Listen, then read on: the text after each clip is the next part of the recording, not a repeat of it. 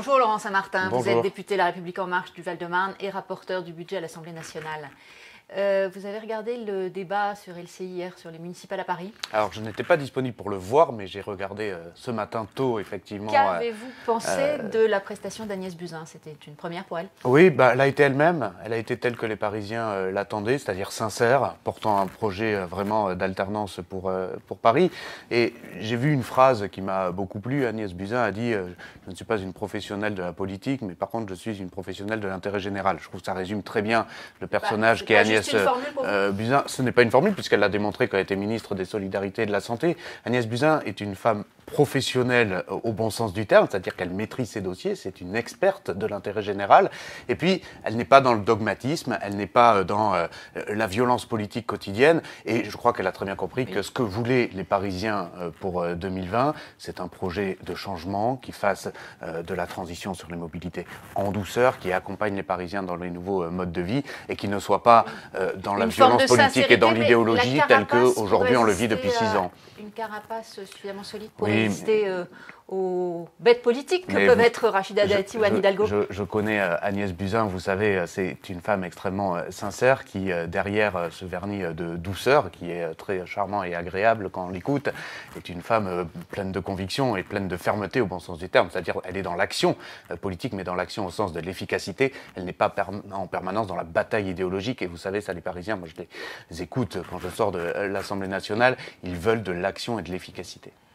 Autre question d'actualité, la Cour de cassation vient de requalifier la relation entre la plateforme Uber et ses chauffeurs en contrat de travail. C'est une décision qui va dans le bon sens.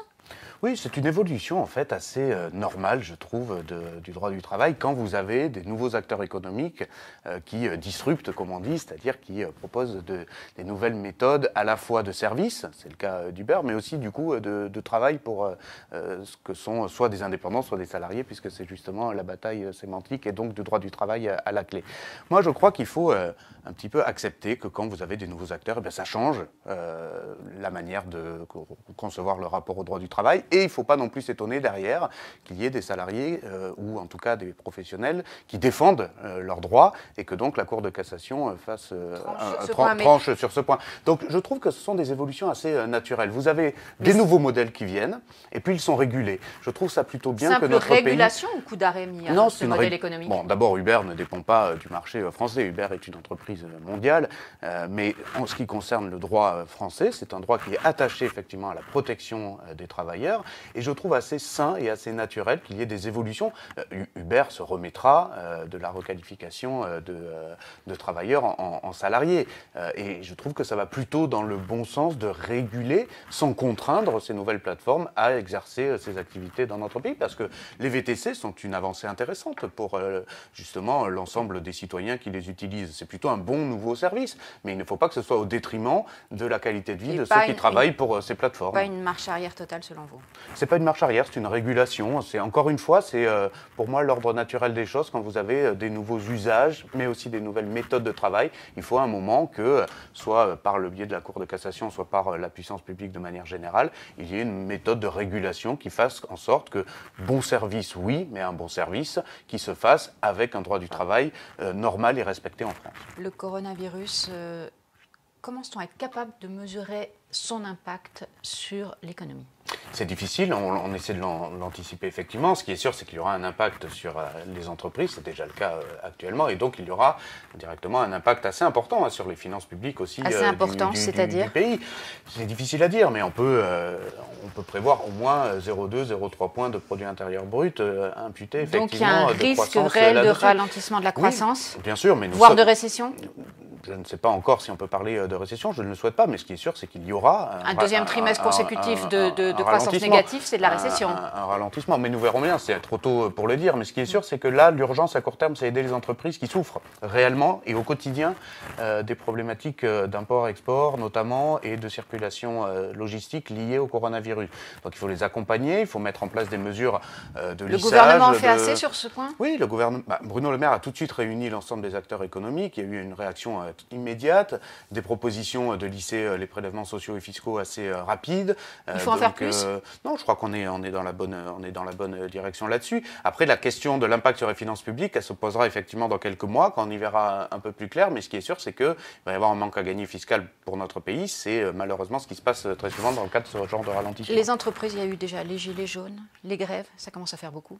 Oui, ça commence à faire beaucoup, vous avez raison, mais on a des Surtout entreprises... que ce sont les mêmes secteurs qui sont touchés. Oui, ça dépend, mais on a des entreprises... Là c'est beaucoup les entreprises liées à l'international qui sont beaucoup impactées par le coronavirus.